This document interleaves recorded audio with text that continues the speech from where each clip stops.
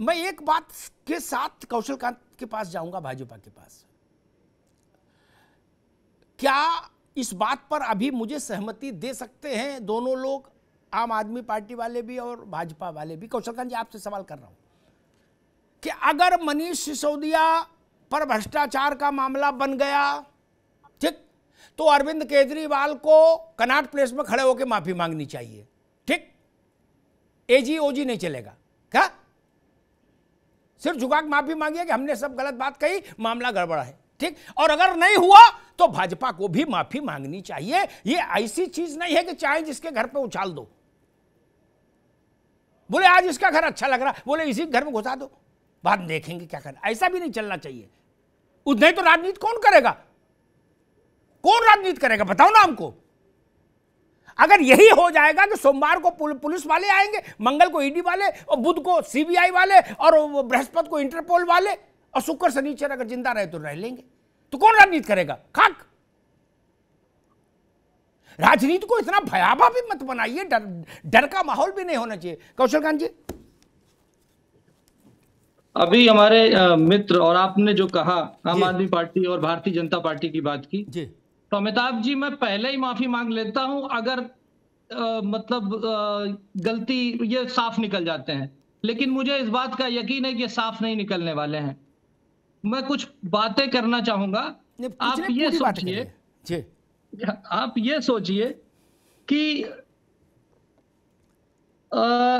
एक ऐसी पॉलिसी आती है जो 3 महीने रहती है और 3 महीने तक ये लोग उसकी सिफारिश करते हैं कि ये बहुत अच्छी पॉलिसी है, पूरे देश की सबसे अच्छी आबकारी पॉलिसी है, और उसके बाद अब कह रहे हैं कि हम उसको विड्रॉ कर रहे हैं। क्यों कर रहे हैं? इसका जवाब मैं तकी साहब से चाहूंगा, पहला सवाल।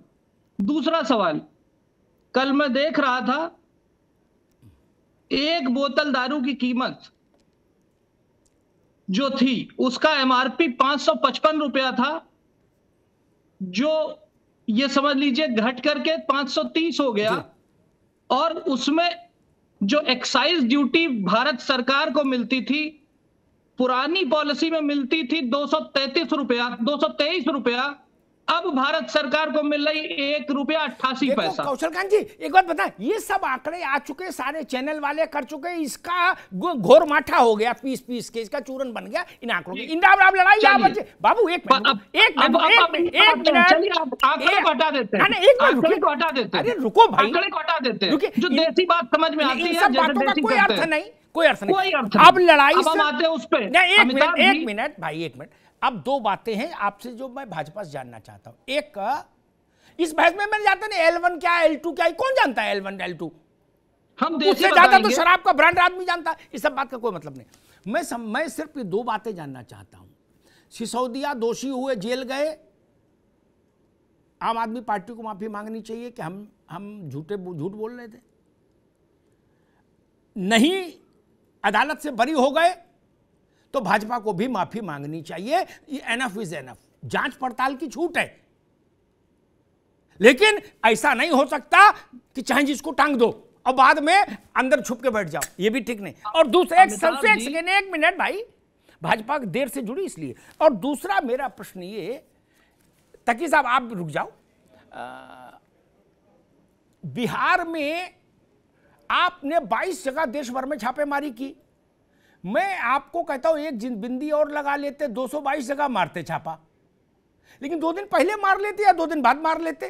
किसी तांत्रिक ने आज ही का दिन बताया था जिस दिन बिहार विधानसभा में विश्वास मत हो। कौशलकांत जी। अमिताभ जी, पहली चीज तो ये कि मैं ईडी या सीबीआई का स्पोक्स पर्सन नहीं हूं कि मैं ये बता सकूं कि वो आज मार रहा, कल मार रहा या परसों मार रहा, तो इस पे तो मैं जवाब नहीं दे पाऊंगा। उनकी जब मर्जी है तब मारेंगे, जब उनके पास सूचना मिलेगी, जब उन्हें अप्रोप्रिएट लगेगी तब मारेंगे, ठीक। अब समस्या क्या हो रही है, जितने भी जगह छापे पड़ रहे हैं, आप ये बताइए, यही ईडी है जो विजय माल्या, नीरव मोदी, मेहुल चौकसी के यहाँ छापे मारती है। यही ईडी है जो सोनिया गांधी को बुलाती है, राहुल गांधी को बुलाती है। यही ईडी सबको अगर बुला रही है, अगर सब जायज था तो आज क्यों जायज नहीं है? ठीक।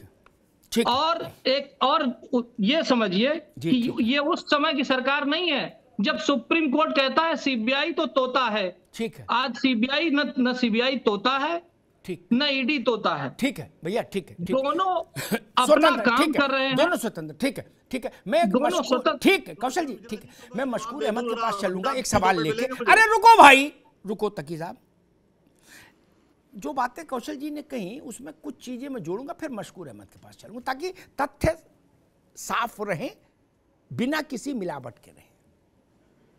हाँ, छापा मारना है नहीं मारना, ये एजेंसी सिद्धांतिक तौर पर एजेंसी तय करती है, इन प्रिंसिपल। प्रैक्टिकली क्या होता है छोड़ दीजिए, उस बहस में मैं अभी नहीं पढ़ना चाहता।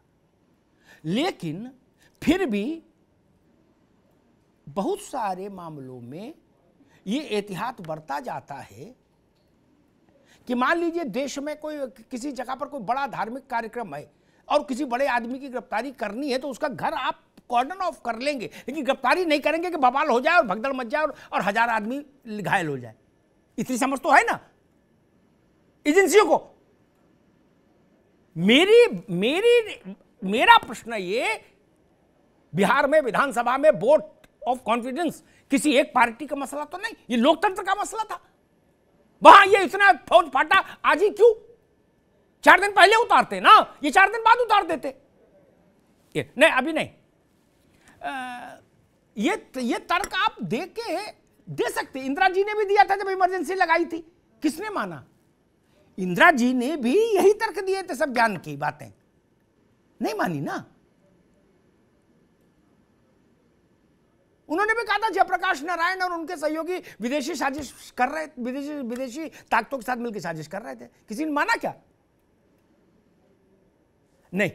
वो भी इंदिरा जी भी कहती थी कि मीसा DIR में हम थोड़ी ना बंद कर रहे, लेकिन मैंने देखा, और विक्रम राव साहब जेल रहे इसलिए इन्होंने भी देखा होगा कि युवक कांग्रेस के दफ्तर में लिस्ट बन जाती थी किस किस को गिरफ्तार करना है। इसलिए ये ना बताओ कि वो तो एजेंसियों का काम है। हम भी उसी समाज में रहते हैं मालिक।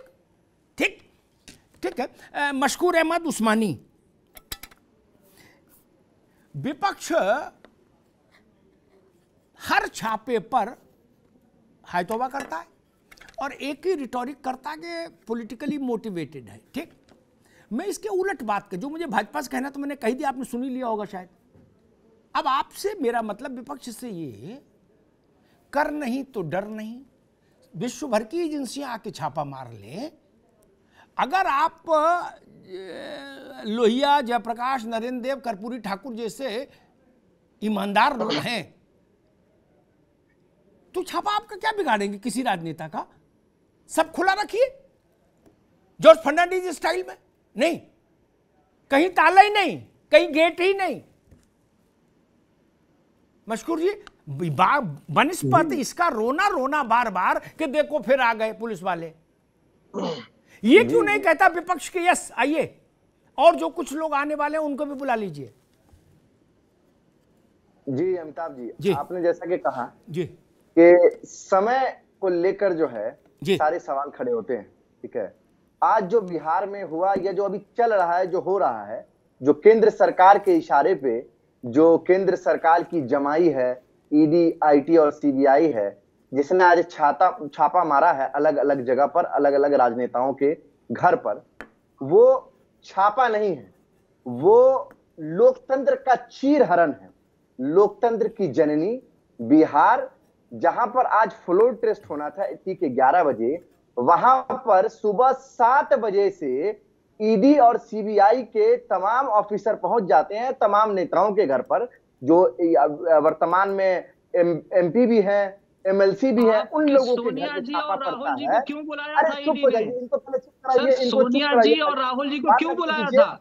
50 लाख रुपया दे करके 3000 करोड़ की संपत्ति के ऊपर कब्जा को माइनिंग घोटाले में क्यों नहीं बुलाया भाजपा के? आप इसका जवाब देंगे?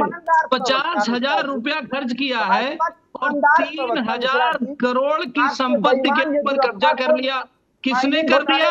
आपकी सोनिया जी ने। और आपके राहुल गांधी ने, इसलिए ईडी ने बुलाया था।